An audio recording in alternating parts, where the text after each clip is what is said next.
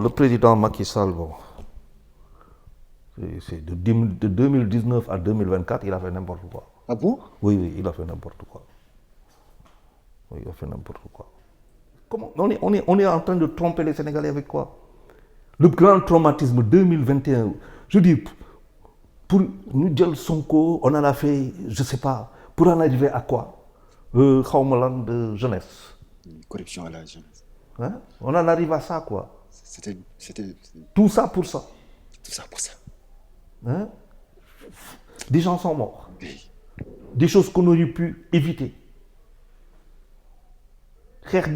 Mais naturellement que quand les gens veulent se battre, écoute, tout est possible. Oui. Nous nous donnons. Après, président, taf affaire yi, élection yi, taf, loi d'amnistie, taf sénégalais, tok setan lolu.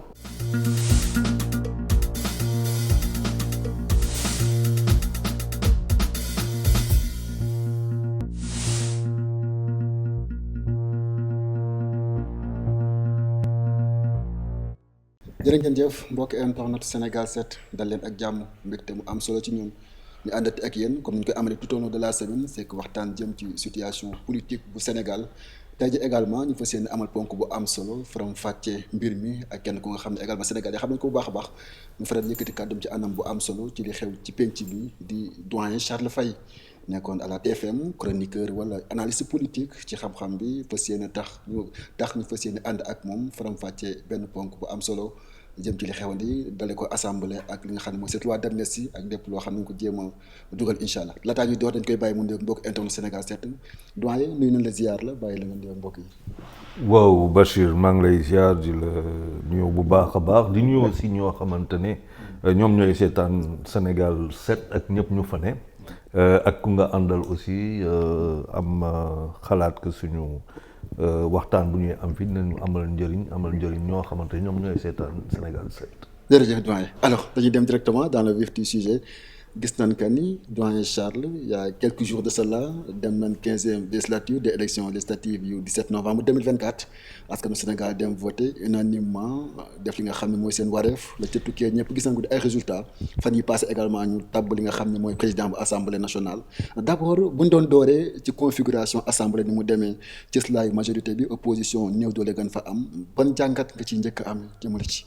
waaw jàngat gi mooy sénégalais yi lu ñu defoon présidentiel rek lañ defaat maanaam 8 mois après pouvoir bu bees bi ñëw installé wu def loo xamante ne moom la mënoon def la waroon def tam mooy que pour mu am assise confortable mun dawalal fallait que mu dissoudre assemblée nationale te de yàlla dafa def que ñoom bu ñuy ñëw 8 mois après assemblée nationale bi am ñaari at donc ñu dissoudre ko woo sénégalais yi pour que ñu votel leen pour que ñu am assise confortable sénégalais itam 8 mois après day metti si ñoom ñu dem à l'encontre maanaam def neneen lu dul loo xamante ne dañ defoon si présidentielle ga si le sénégalais yi majorité ak écrasante jox leen lu mu tudd loo xamante ne mooy téeméer ak fanweer député yoo xamante ni moom lañ am assemblée ba pare mu am si ñeneen ñu si teg aussi seen baat may leen baat defe naa loolu lu nit ñi ñu ko doon xaar ku xool élection yoo xamante ne dañ jóge woon si présidentielle nga xool score candidat yi nit ñi waroon nañ xam que sénégalais yi loolu la ñuy tànn et législative yi ñëw mu demee noonu sénégalais yi lu ñu ko defoon présidentielle moom lañ ko def donc cohérence laa si gis pour jox leen loo xamante ne moo leen di may ñu am l'exécutif ba pare yor le législatif mën a dawal politique yoo xamante ne moom lay sénégalais yi di xaar. alors opposition bi grand Charles gis nañ que ni jéem nañ dem nañ seen campagne tout ça mais malheureusement li ñu bëggoon mujj ñu ko am seen faible représentativité bi ñu am assemblée impact bi. defe naa il y a un Sénégal am na loo xamante ne benn genre révolution moo fi am mais révolution bu pacifique maanaam ñun sénégalais bu ñuy régler suñuy problème dañuy dem ba ngàcc ga régler ko foofu. si vote ga. bii nag sénégalais dañu toll si ay jamono. yu nit ñi sonn lool ba pare nag pouvoir bu fi newoon tam jaay doole bi dafa bëri woon. si kaw loolu mu am lu ko ñëw fekk. muy le Covid. ñu génn si ay crise 2008 PDS yu demee noonu après ñu ñëw crise yi bëri Covid bi ñëw. mesures yi ñu jël ko fii sénégalais yi nga xamante ne ñu ngi doon xaar leneen te amoon na moment bu am en 2019 te boobu waxoon naa ko te ñu mëri bàyyi du sa attention waxoon naa ko ma ne ko quand les Lions du Sénégal perte Coupe d'Afrique bi contre Algérie 2019 ba booy dem teeru leen dafa am loo xamante ne woon expression massive boobu nit ñi analyser wuñu ko mooy que nit ñi doon ut seen champion donte que ñàkk nañ ko ñu ne quand même ñun ñooy dem rek loolu politiciens yi jàngat ko ñu ko defe naa si la nag Sonko jël parce que bu ñu fàtte 2019 on perd xale yi génn mais 2019 si la Macky Sall aussi gagné si le Sonko def benn score bu honorable et Sonko si man dafay manifester wu dafay refléter loo xamante ne moom lañ doon xaar Sénégalais yi gis si moom champion nga donc à partir de ce moment gars yi lépp lañ ko jox donc boo comprendrewul affaire boobu boo amul sociologie lecture boobu sociologie politique boo ko comprendrewul yow da ngay dem nii rek foog nekk yaa si ne alors que changement véritable am na révolution daanaka sax am na Sénégal te loolu moo feeñ boo xoolee ku mel ne par exemple Khalifa Sall nga xamante ne ñi ñu ngi doon wax lu bëri di xaar lu bëri si moom ba pare Barthélémy Dias dinañ si wax ne moom mooy borom Dakar mais Khalifa Sall 67 000 voix la am présidentielle mais Dakar c'est des millions d'électeurs mais loolu boo ko xoolee ba nga am 67 000 voix yow nga ne yaay borom Dakar mais ça waaye affaire yi leer na nañ mooy que nit ñi il y a un phénomène qui s'appelle Ousmane Sonko et nit ñi tooguñu defe naa politique yi parti politique yi liggéeyuñu si liggéey boo xamante ne facteur boobu kii phénomène boobu foog nga analyser ko nga xam ni ngay defee léegi parce que maître des réseaux sociaux am say nit en tout temps boycottant quasiment la presse les médias c'est pour ça que les rapports sont un peu difficiles donc je pense que tey et comme l'opposition dañuy wax opposition mais pour man le principal opposant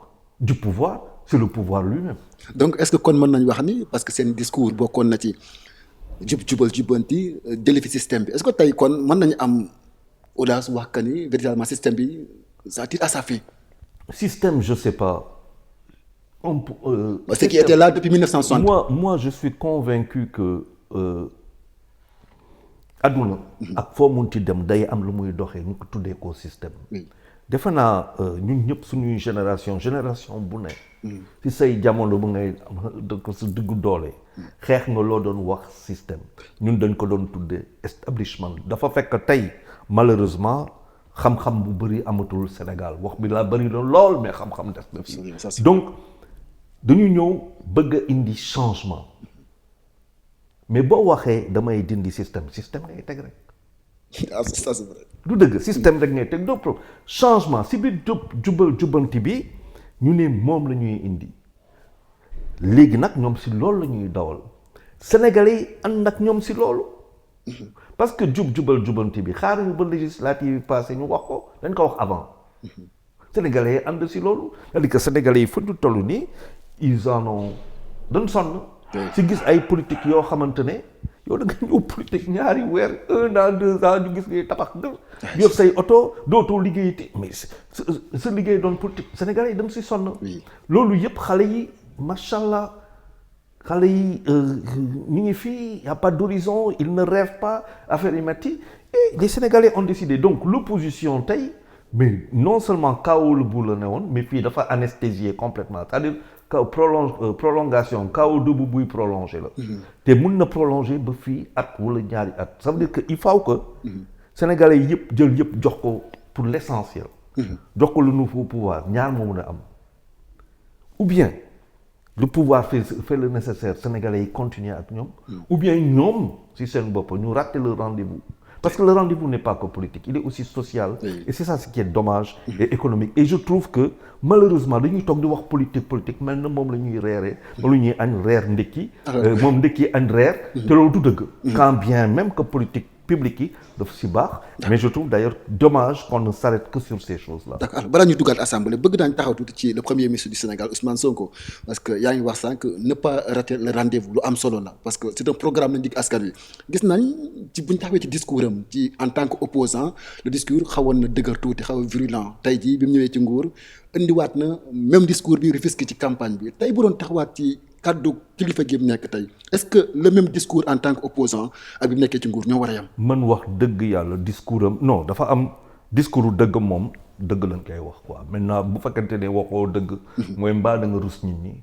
mbaa dëgg boo xamante ne boo ko waxee lu muy yàq moo ëpp lu muy defar nga bañ ko wax. parce que tam du lépp la ñuy wax. dëgg noonu la demee. dëgg ak koo munti wax dëgg lépp toute vérité n'est pas bonne à dire. dafa am loo xam ne buy yàq téye ko. du dëgg léegi discours opposant c'était mais xam nga chaque fois damay ne ba may xool te dinañ si ñëw. ba may xool par exemple article 307 du code de procédure pénale man toog naa ay mois ak ay mois quoi. muy ne mais gars yi expliquez leen ma un peu comment l'article 307 du code de procédure pénale wax lu leer ci koo xamante ne dañ ko juger contumace. ñu ne bu fekkente ne moom si biir diggante boo xam ne dañ ko juger ak yoon lu mu wax si juróomi at yi. bu demoon commissariat bu mu munti nekk wala gendarmerie ñëw ne man maa ngi nii. je me rends lépp daanu na. lépp daanu na. sauf bu ñëwee procès bi dañ koy recommencer sauf bu fekkente ne dafa acquiescer à la peine. daf ko kiiwul kii ko xam nga bu acquiescer à la peine mu ne mooy nduñ ma daan yi ndangu naa ko. lu mu tudd. contumace xam nga. wala muy dox ci taliba ñu ne ko jàpp mais l'article 307 boobu. man may toog ku si nekk jox may ni mais man damaa jàng wala jànguma. c'est vrai que yoon xaw ma si dara. mais lu mu wax dama leer. gars yi def lu leen neex. d'accord loolu mooy xew ba léegi. alors restons un peu à l'Assemblée nationale doyen Charles gis nañ tout est passé ñu doon xaar Ousmane Sonko ndax primature lay des wala day ñëw président assemblée mais à la grande surprise El Malick Ndiaye lañ jël 41 ans président de l'Assemblée nationale d'abord boo doon taxaw sur la personne ak nan nga gisee posture bi état bu bees bu Sénégal jël en tant que président de l'Assemblée nationale ci El Malick. mais c'est conforme au désir des Sénégalais. Encore une fois Sénégalais yi dañu xool ñu fi nekk politique pendant 30 ans 40 ans wala ñu xam leen lu yàgg su politique joxuñu leen sax 1%. am na fi ay tàngam ay turu politique yu ñu xam. 1% sax xamuñu ko. joxuñu ko askan wi. joxuñu ko askan wi joxu leen ko ci présidentiel. ok joxuñu leen ko ci présidentiel. ñu ñëw législative Sénégalais yi joxaat Pastef lu mu koy jox. 54%. mais ça veut dire qu'ils sont en phase avec Pastef donc il ne faut pas s'étonner maintenant ñu dem jëli ji El Malick Ndiaye. jox ko assemblée mais El Malick bu ñu fàtte que El Malick dafa bokk ci ñoo xamante ne c'est quasiment les fondateurs. en tout cas si ñu gënoon a jege ba léegi ci ñu gën a jege. Pastef Ousmane Sonko aussi. fervent militant quand même oui. donc c'est quand même. chargé de communication. xeex bi xeex na. muy metti xeex na muy metti gi. c'est un homme de confiance. comment peut-on comprendre que ñu douter même ñuy comprendre ñu bañ ko jox. c'est-à-dire il faut être cohérent. Oui. donc sa nomination elle est cohérente elle obéit à des règles internes à une loo xamante ne Pastef si boppam moo ko bind teg ko.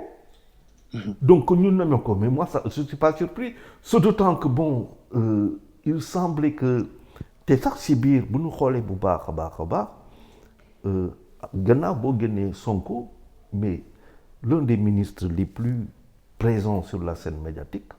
C'est El Malick. Mais c'est El Malick. Ça c'est vrai oui. C'est le plus présent. Oui. Le plus au contact. donc confiance bu waree am mais c'est tout à fait normal nit ñi joxoon ko. donc il y a pas de surprise.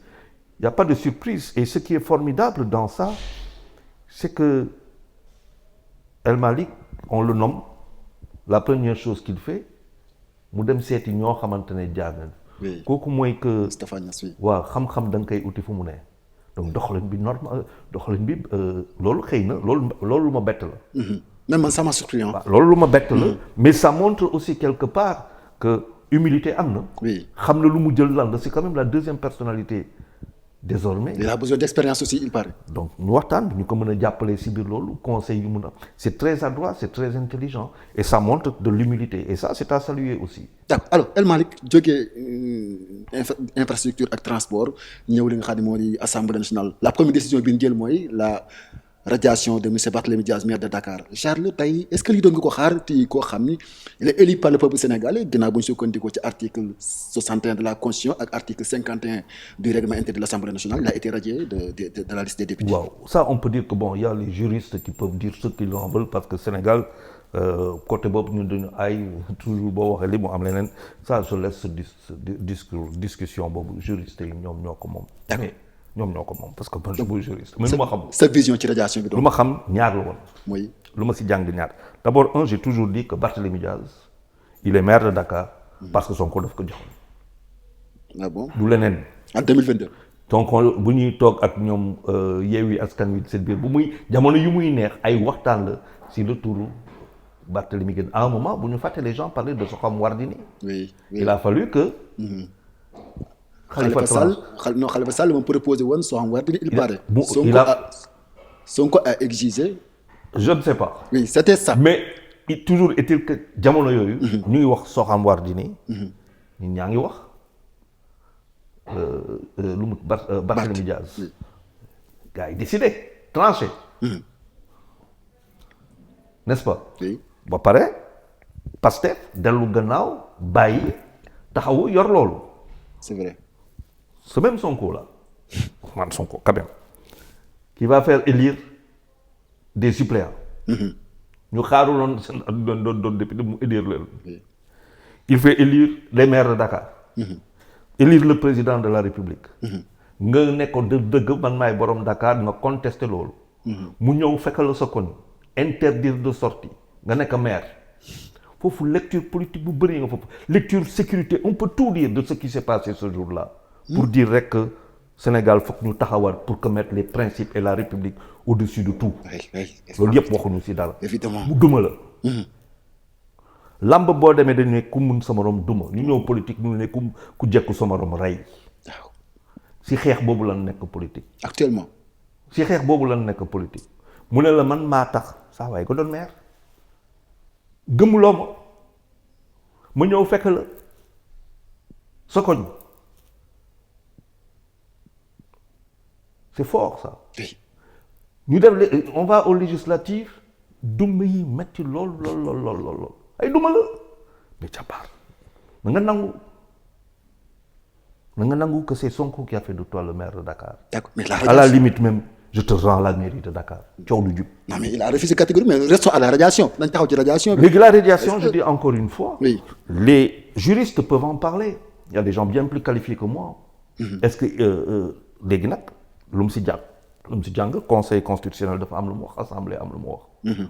c'est exactement ce qui s'est passé 9 mois auparavant assemblée nationale dafa newoon présidentielle duñ ko kii conseil constitutionnel ne ko dañ koy maintenir 9 mois après conseil constitutionnel ne ko mun nga dem assemblée nationale ne ko donc foofu affaire u yoon la c'est-à-dire Sénégal nag ñu ngi si loo xamante ne yoon moo war a wax léegi parce que faaw que ñu am éthique politique bu fekkante ne am éthique politique ba ñu dugg si loo xamante ne mooy dama lay mere ba sànq la xamuñu fu ñu jëm man ay réconciliation ay dama ne dafa am moment boo xamante ne stop mais man bu ma doon Barthélémy Dias tey xam ne en âme et conscience à la présidentielle 67 000 voix bu dee juumuma moom la Khalifa Sall amoon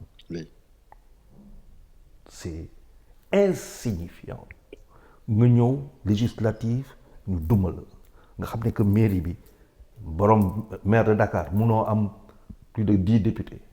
un seul bureau gagné à Dakar. waaw mais à la limite je m'en vais. oui defaru damay dem defaru parce que le problème du pouvoir aujourd'hui il n'est pas que politique bi à la limite bon moi je dis je refuse d'être ñu may sànni yàq ma koy téye quoi non wax bi waxaguñu ko wax bi tey il est social et économique. oui. les Sénégalais foofu la ñuy xaar nit ñi opposition na dem defaru dañ ko duma. y a pas quasiment d'opposition y a pas. nee naa la bu dee opposition am na c'est Sonko qui serait l'opposant de son propre pouvoir. D'accord. Et peut-être que même il s'ennuie. Est-ce qu'il ne s'ennuie pas? qu'il n'y a pas d'opposition. Oui, est-ce qu'il ne s'ennuie pas à la limite? Alors doyen nañ taxaw tuuti ci la cas Barth ba ki dee mu def na benn conférence à la grande surprise il a défié nee na. certes bon nee na certes assemblée bu buggul woon dem mais mairie bu Dakar il va pas se laisser faire ñu koy radier wala lu mel. il va faire face bu ñu ko radier yoon bi ne ok kii na lu mu siy mën ça veut dire quoi je vais pas me laisser faire tout ça je vais me laisser faire si yoon si wàllu yoon la boo ne je vais pas me laisser faire nga def lii ma dem yoon def nii recourir ba ak voie de recours yëpp a jeex loi yoon bi ne la lii la loolu la wala leneen la mais c'est-à-dire boo Sénégal léegi dama jaaxle et ça il faut qu'on arrête avec ça. Je vais pas me laisser faire, ça veut dire je vais user de toutes les voies de recours pour que la loi la loi bi ànd ak man, mais ça veut pas dire autre chose. Je vais pas me laisser faire, ça veut dire quoi? Si bien bon, il y a des discussions, il y a des waxtaan, il peut y avoir des tentatives de waxtaan, de rapprochement, loolu yëpp daf si bokk dañ koy dugal si biir, mais ce n'est pas damay jël suma pause def nii ne ko booy jàmbaarkaan yu xeex ay dóorante, pas vrai ça, le Sénégal en a fini avec ça. mais day corrélé mbiram ak mbir Ousmane Sonko à tout moment ci discours boobu gis nañ que ni nee na Ousmane Sonko moom dañ ko condamné 25 millions ñu war a fay. loolu laa Ousmane Sonko 200 millions la war a fay c'est-à-dire moom Barth ci discours am bi mu wax nii. yoon lépp. si yoon li mu def nee na Ousmane Sonko def na ko donc mun ñu ko. si yoon la ñuy dem demuñu faneen fa dul yoon. jeex na maintenant yoon tranché bu dee parce que lu gënoon bu dee tey le projet de PASTEF parce que moi j'aurais compris que ñu def par exemple ay anticipé au niveau des municipales. Des locales on reprend on fait des anticipés pourquoi pas. Et on est dans le projet législatif exécutif législatif proximité. Avec la décentralisation, on prend tout. À ce moment-là, le projet, voilà. Donc, ce n'est pas ça. On dit Barthélémy Diaz. Maintenant, on sait que bon, il y a les JOJ. On ne veut pas de Barthélémy Diaz probablement à l'Assemblée nationale parce que xam nañ ko affaire boobu bon nit ñi mën nañ ko xalaatee noonu. ñu ne bon, il y a les JOJ yoo xamante ne tam mu ngi ñëw. Est-ce que nit ñi bëgguñu ko Barthélémy dugal ko dans son actif politique? Parce que en prévision d'un certain nombre de choses. Parce que 2026, c'est quand même dans un an. Parce que bon, de 25 quasiment, on arrive à ça. Donc, loolu yëpp c'est de la politique. Mais boo bëggee ne da ngay xeex yëpp ci point de vue politique da ngay xeex nii waxtaan nii dem jéem rapprochement def ay yu demee noonu donner toutes les garanties nécessaires ou alors tu vas si yoon boo demee si yoon wax lu muy wax. C'est tout, ça ne va pas plus loin que ça. Mais est-ce que côté moral c'est élégant quand même de radier. nee naa la Sénégal dafa am la affaire ku jekku sa morom rey. Est-ce que boobu politique mooy fa am. Mais ñoo xamante ne Ousmane Sonko mais gars yi def nañ lépp reyuñu ko rek te loolu mooy daw et à la limite aujourd'hui c'est un prêté pour un rendu léegi faaw que peut-être que Ousmane Sonko si boppam parce que c'est quelqu'un qui a beaucoup pris sur lui. Il faut peut-être que dans la voie de dépassement mais si lu yoon bu mu ko gis mu jël nii di dem la non c'est il n'y aura pas de inarrêtable ou bien c'est que vous voulez. Non il ne va pas non parce que les au-dessus de la moyenne. non c'est pas ça veut dire lépp lu mu am ci ay gëm-gëmam la ko am ay convictions oui ay convictions am la ko am il a essayé yëkkati na loxo am na ñu mu doon waxal ñooñu ne tekkan faalewu ko mu am lu mu am ci ay gëm-gëmam donc pourquoi muy bàyyi gëm-gëmam di dem defi leneen ay gëm-gëmu ñeneen du ko def. D'accord alors ba tey ci biir sàmm sa kàddu laata ñu jeexal ci loi d'amnistie bi Déthié Fall bu dem quitter seen liste en pleine élection c'est une trahison wala da nga ko gis. Non du ma ko wax trahison Déthié est un bon Déthié c'est dommage sax man yéene bu ma am pour Déthié moom xam na ko non il a fait un choix politique. C'est un choix qu'il faut respecter moom xaarul il a fait un choix politique il ne peut pas trahir nit ñoo koy wax ay trahison des choses comme ça c'est trop dire il a fait un choix politique qu'il a assumé. Il a assumé léegi moom ak waxtaanam ak Ousmane Sonko lan la woon avant président kii lu mu tudd avant législative lan leen waxtaan seen biir ñoom ñaar kenn waxu ko. mais boo xoolee photo bu ñu gis temps yépp bu ñu xoolee photo Ousmane Sonko buy gën tu vois que Déthié est à sa droite. Ça c'est quand même photo boobu ay waxtaan la ak sénégalais yi. mais opposition bi ñu wax Déthié Fall moo choisir sax turu sàmm sa kàddu doyen Charles dans tout ça. après mu xëy ni fi ñukk liste bi dem yoonam. waaw loolu. dans la société que nous vivons nan nga ko mën a jàngatee quand même. waaw dafa am loo xamante ne moi je fais la part des choses dafa am loo xamante ne moom laa yëg mu am lu ma xalaat. mu am lu am. entre la raison et le ressenti nit ñi dañu yëg que daf leen soit ñoom bu fekkente ni dañu ne daf ñu trahir ñoom ñu jàppee ko noonu mais est-ce que forcément man noonu laa koy jàppee je ne suis pas qu'émotion je suis aussi réflexion du ma nangul yooyu ay trahison non trahison ñoom ma ko mën a wax je n'ai aucun acte mais je sais qu'il a fait un choix politique courageux choix boobu gën ci moom loolu nga jàpp mais l'avenir le dira ça c'est vrai. Oui c'est l'avenir qui va nous le dire à lui et à nous. D'accord alors abordons la question de la loi d'amnistie jafe-jafe yi amoon diggante 2021 ba 2024 Grand Charles président Sall laata muy dem la ko amnistier ñaawteef yi bakkan yu rot yàqu-yàqu yi tey ñu gis ay discours di wax que ni loi bi day jóg Aïssata Tall Sall avocat nee na nañ pardonner lépp ñu dem en avant d'abord premier grille d'analyse ci tout ce qui s'est passé avec cette loi d'amnistie. Bon la loi d'amnistie balaa ñu koy voter nous on n'était pas d'accord donc on l'a dit sur tous les toits. On a dit que c'est pas possible. Pourquoi c'est pas possible? Ça on l'a dit, on l'avait dit avant que ñu koy voter. C'est pas possible. Maintenant voté nañ ko. Qu'est-ce qu'il est possible de faire? Yoon la encore. Qu'est-ce qu'il est possible? Ñii ñu ngi ne c'est possible, ñeneen ne ce n'est pas possible. Mais la vraie question pour moi c'est pas ça. C'est quoi la vraie question? Est-ce que quelqu'un peut dire j'ai raison à 100%? Keneen ki ne ko toi tu as tort à 100%. Ku si nekk si ñun quoi.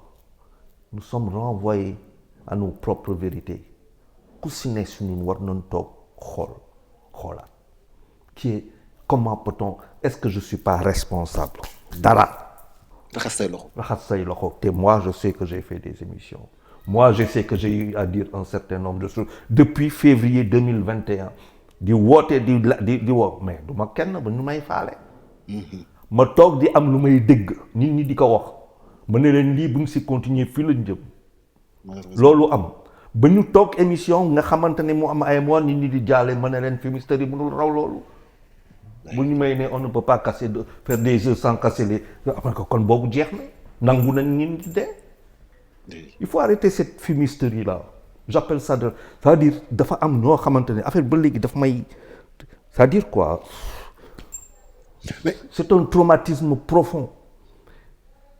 C'est un traumatisme profond. Des enfants sont morts. Des gens sont morts. Ñu doon dem liggéey ñu rek ñu faat leen ay ñii seen boutique yi ñu lakk ko ñii des gens sont morts. Donc vous êtes pour que ñu bëgg bëggee effacer nii. Mais buñ koy je pense que effectivement nous portons une balafre. On peut pas vivre avec ça. Ce n'est pas possible. Mais moi je dirais que tout le monde se mette devant l'histoire. Oui. Comment dire devant l'histoire.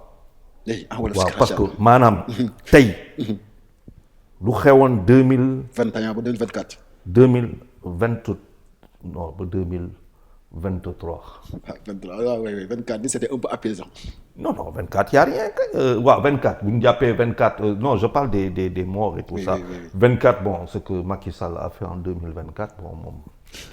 On va en finir avec mais grand chef bu nañ xaw tuuti ci sa loi d'amnistie virtuelle parce que mën nañ ko jàppee benn couteau à double tranchant ñu nekkoon opposition tey ne ci nguur ci leen bénéficier ko ci mel ni premier ministre Ousmane Sonko président de la République même si moom am na immunité actuellement mais tey buñ ko dindiwaatoon y a certains discours qui disent que immunité tout ça est-ce que Sonko day retourner en prison qu'est-ce qui va se passer je sais pas ça c'est l'affaire des ils vont dire on va trouver moi je dis réew boo xamante ne on a pris un contumax ñu jàpp ko dugal ko kaso ne ko ba léegi cee contumax Sénégal la am Sénégal la am donc réew bi xalaatuma c'est-à-dire je ne peux pas être surpris par rapport à des choses qui peuvent se faire avec les assises de la justice il y aura des changements quand même bon ceux qui veulent y croire ba léegi on prend les gens on les amène ñu tëdd est-ce que le juge de liberté ñu doon wax yooyu yëpp ba léegi am na donc pour yow amul grand changement. Et vous changement. pensez qu'on est en train de parler de choses vous pensez que c'est ça qui m'intéresse c'est pas que ça ne m'intéresse pas mais xam naa tey dund bi tey dundu sénégalais yombul Oui. du point de vue social c'est la grande galère Oui, ça c'est vrai. oui très bien on parle pas de ces choses-là et on va parler d'autres choses mais ça veut dire comment on est en train de tromper les Sénégalais avec quoi le grand traumatisme 2021 je dis pour ñu jël Sonko on en a fait je sais pas pour en arriver à quoi xawma lan de jeunesse Corruption à la jeunesse. hein on en arrive à ça quoi C'était tout ça pour ça tout ça pour ça. hein des gens sont morts Oui. des choses qu'on aurait pu éviter. Mais naturellement que quand les gens veulent se battre, mais ñun bu ñu bëggee xeex écoute tout est possible. ñun ñu dund loolu. Après président taf affaire yi élection yi taf loi d'amnistie taf sénégalais yi toog seetaan loolu. La responsabilité de nous tous Macky Sall dans tout ça non. nous tous du président Macky Sall tey. non bon le président am benn responsabilité lan lay nekk. non le président Macky Sall bon c'est de 2019 à 2024 il a fait n'importe quoi. Ah bon? Oui il a fait n'importe quoi. Oui il a fait n'importe quoi. Alors le premier ministre en a parlé ay falsifier ay chiffres gëm nga ni loolu lu dëggu la l'ancien gouvernement de falsifier les chiffres. On parle d'économie là nan nga gisee loolu. man je suis convaincu que ay état dañuy falsifier. dañuy moi je suis convaincu. La Grèce l'a fait oui. waaw je suis convaincu dafa am loo xamante ne mensonge d'état la secret d'état. mais loolu dafa laaj lu bëri quoi niveau de compréhension yu quand même assez kii. et waxoon nañ ko si yéen d'ailleurs que quand le premier ministre dès le mois de juin-juillet nekk réew bi est en ruine. oui mu quatrième sous-sol. fekk septembre ñëwagul moom mu koy wax. En même temps la Banque mondiale ou le FMI dit le Sénégal est sur liquide. Donc ça veut dire qu'il y a des gens, il y a quelque chose qui ne va pas. Après le Premier ministre, 26 septembre, nous, lii moo fi xew. dañu trafiqué chiffres yi, carnage organisé, gabegie, yu demee noonu, tripatouillage des chiffres, tout ça, wax lu muy wax. Conséquences yi gaaw. Le lendemain, des obligations du Sénégal en dollars qui tombent. Oui. Dégradation des obligations, dégradation de la note du Sénégal en une semaine, 10 jours. Bon, après il y a eu des choses. Gafi, on en sort. Le Sénégal va sur le marché international de la dette financière. Avec JP Morgan, 182 milliards, ñeneen ñi nga jëloon quelque chose comme 400 et quelques milliards. Bon, tu as 1 milliard de dollars voilà quoi. Donc, je pense que oui, il avait raison. Il a raison. Moi, je pense que il a raison. Maintenant, confirmation bi. Oui. Cour des comptes moo koy jox. Absolument. Parce que loolu itam moo siy gën a kii mais il tire la sonnette d'alarme depuis mais bu fekkente ne tiré na la sonnette d'alarme depuis ñuy dund nii di xam lu ñuy dund. ñoo xamante ne parce que tey boo xoolee le principal partenaire du secteur privé au Sénégal c'est l'État maanaam état mooy joxe marché mooy jox te tey lépp difficile. Absolument. Et bu fekkente ne loolu c'est difficile. L'argent ne rentre pas dans le secteur privé. Le secteur privé, bon, voilà. Donc, mais dëkk bi amul xaalis quand même. Mais dëkk bi amul xaalis muy amee xaalis. Les gens disent que dañ voter budget assemblée mooy tax peut-être affaire yi. Oui, mais bon, c'est pas parce que tu votes un budget que tu vas avoir de l'argent. Incroyable. man réew bi c'est-à-dire man parfois c'est parce que loolu laa wax dañuy toog di wax loo xamante ne di si perte suñu temps te wax bi neew foofu budget. C'est pas bu la voté tam budget 5 000 milliards 10 000 milliards par exemple mais c'est pas parce que dañ la ko voté que yaa ngi fi budget bi da nga koy diviser par 12 xaalis bi di dugg chaque fois xaalis day toog di dugg tous les jours voilà xaalis bi day dugg du loo xamante ne dañ koy am une bonne fois rek teg ko ni commencer liggéey 12 mois non day dugg luy dugg la. D'accord parce que quand bu may toog sax ñu ne dëkk bi amul xaalis mais loo bëggee réew boo xamante ne sa déficit budgétaire maanaam say dépense moo ëpp fuuf say recette nga am xaalis. mais doo am xaalis. am na solo alors temps bi mu ñu xoj peut-être ñu jàll ci dernier ponk bi grand Charles vous étiez à la TFM analyse politique tey gis nga mbir bi nga xam ne dal na ci kaw médias yi mënu ma ci bañ waxtaan ak yow ministre de la communication Aliou Sall jël na décision segg na médias yi noonu lañ ko mën a waxee mu ne médias yi ñu am habilité liggéey ñi amuñu habilité liggéey parce que remplir les conditions normales tey nan nga gisee segg bi. loolu indi na coow lu bëri. ñii wax fii ñii wax bëri. mais lu leer ba leer. mooy que ñun suñu métier suñu liggéey faaw ñu xool ko. si suñu biir. dem na ba nga tax xam ne tey nu ñuy xoolee sax boo nee da nga journaliste daf lay xool nii yëpp lu metti la. nga doon journaliste ngay toog ñi di toog di wax mais nag dafa am fu ñu la ëppee dara. ëpp lu ñu la dara le Sénégal a la presse qu'il mérite c'est aussi simple que ça fa la suñu niveau presse bi la ñu mën a am léegi c'est bon que ñu ne nag presse bi faaw que aussi ñu xamante suñu biir faaw que ñu identifier wu au ministère ñu dem ñu identifier wu liggéey bu ñuy def mission de service voilà loolu la ñuy def ah mission de service public dañuy def tout ça ñu xam ñu pour que gars yi xam ñu ràññee ñu xam kanay kan kuy def lan ak yu demee noonu ñu ne ok très bien loolu mooy identification identification encore que c'est une double identification parce que tu es déjà identifié par le NINEA tu es identifié par le registre de commerce ak yu demee noonu nga ñëw ministère nga ne man di laay def information ñu ne bon on retourne un peu et ça m'étonne pas aussi de comment dire du pouvoir parce que moi maintenant je suis convaincu que nous avons un pouvoir de gauche voire même de plus gauche que gauche hein parce que c'est enfin développement yi noonu lay may nga xam ne est-ce qu'on va vers un libéralisme est-ce qu'on va vers un néolibéralisme wala est-ce qu'on va vers une politique de gauche cette politique est de gauche d'accord, de plus en plus donc il faut que nit ñi xam na donc identification maintenant bu ñu defee identification j'ai mes droit bi mooy lan mooy que l'État vote dans le budget benn affaire boo xamante ne day dem ci fonds de presse muy 4 milliards yu ñu promet 4 milliards c'était 2 actuellement 4 voilà léegi pour prétendre c'est 1 milliard 900 oui. Pour prétendre à ces ah non 2 milliards xam nga dafa am c'est mythique oui. Donc bu nekk pour nga prétendre ci loolu faaw que état reconnaître la faut que l'état du Sénégal te reconnaisse pour que tu puisses prétendre à ce fonds de 4 milliards donc loolu la état dana dama lay jox mais il faut nga ñëw ma ràññee la. mais il y a des médias yoo xam ni ñoom ku ci mel ni 7TV wala ñi nga xam seen i leader ci opposition lañ bokk nee na chasse aux sorcières la ak. seen leader ci opposition la nekk. Bougane borom des médias bokkul ci mbir mi dañ ko ci seppi ak Maïmouna Ndour Faye sax bon pas politique mais moom nee na mbir mi chasse aux sorcières la. dañ ko jéem a faagaagal bon man je crois que maintenant il y a beaucoup de choses à voir aussi derrière hein. Bon je disais. Tu as des identification droit devoir après il y a loo xamante ne mooy entre la société de presse l'entreprise de presse et l'organe de presse une entreprise par exemple moi c'est Madère comme business consulting j'ai Madère TV j'ai Madère Post je ne suis pas sur la liste mais ça c'est une démarche personnelle boo xam ne man maa juum man maa demoon ci plateforme bi après laa dem ci plateforme bi inscrit ci plateforme bi di xaar léegi nag est-ce qu'on va me dire tu es sur la liste qui va devoir bénéficier des 4 milliards di nga si am sa wàll wala bokkoo sàll si ñoo xamante ne bu ñuy joxe lu mu tudd